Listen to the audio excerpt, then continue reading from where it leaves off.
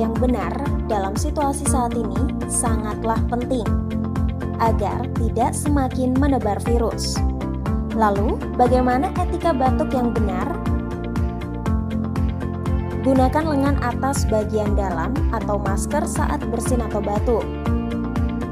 Apabila menggunakan tisu, segera buang tisu yang sudah terpakai ke dalam tempat sampah tertutup.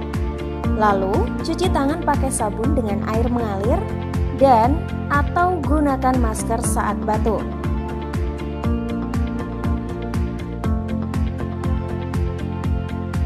Langkah ini juga bisa membantu mencegah penyebaran COVID-19.